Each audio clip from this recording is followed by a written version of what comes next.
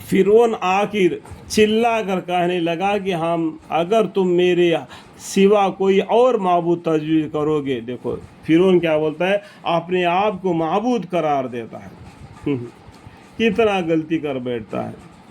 तो फिरौन चिल्ला कर कहता है अगर तुम मेरे सिवा कोई और माबूद तजवीज़ करोगे तो तुमको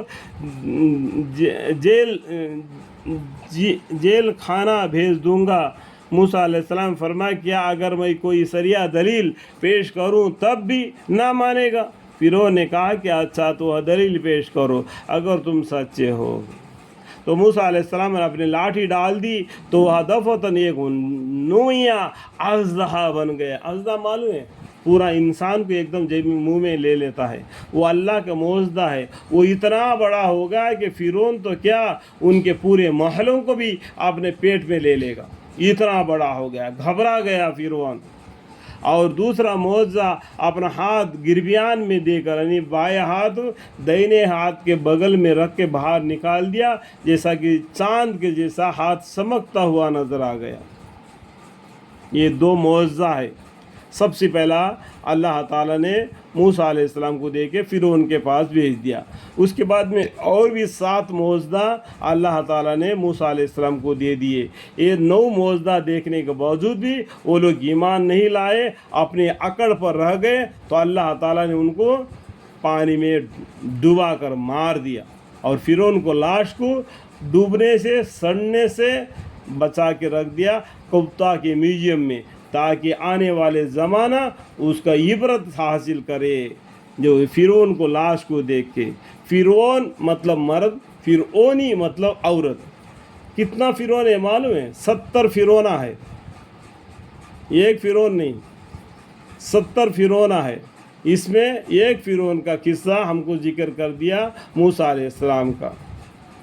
ठीक है, इस बात को जानना। आप यूट्यूब में जाके मालूम कर लो कि दीन के बारे में सीखने के लिए अपना सेल भी काफ़ी है।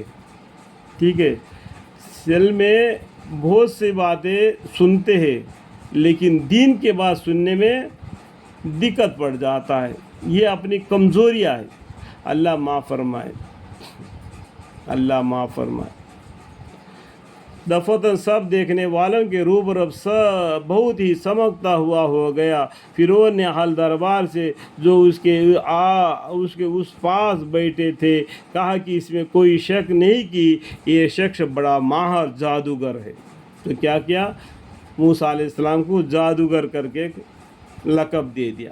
इसका असल मतलब ये है कि अपने जादू के ज़ोर से तुमको तुम्हारे सरज़मीन से बाहर कर दे तो तुम क्या मशवरा देते हो? दरबार वालों से पूछा। दरबारियों ने कहा कि आप उनको और उनके भाई को चंद मोहल्लत दीजिए और शहर में सफरासियों को हुक्म नामे देकर अने मूसा अलैहिस्सलाम को, हारून अलैहिस्सलाम को कुछ टाइम दे दो, वक्त दे दो। और अपने मुल्क में जो इससे पहले ज़माने में ठप्पी मारते हुए आते थे ना, उस तरीके से एक ठप्पी मारने वाले को भेज दो कि मुल्क में जितने भी जादूगर हैं सभी आदमी फिरौन के पास जमा हो जाओ, ताकि मूसा अलैहिस्सलाम और ये जादूगरों के बीच में मुकाबला हो जाए। कौन जादूगर है कौन जादूगर नहीं है इसका इम्तिहान करने के लिए। इस तरीके से वो ईमान लाने के बजाय नफ़रत को बढ़ा लिया। समझ में आ बात? ईमान के जगह पर उसने नफ़रत बढ़ा लिया। उस तरीके से चपरासी यानी ढोल बजाने वाले को उसके मुल्क में भेज दिया कि ढोल बजा के सबको शहर में सब माहिर जादूगरों को आपके पास यानी फिरौन के पास लाकर हाजिरी करे। गरज वह जादूगर एक महीन दिन के ख़ास वक़्त पर जमा किए गए।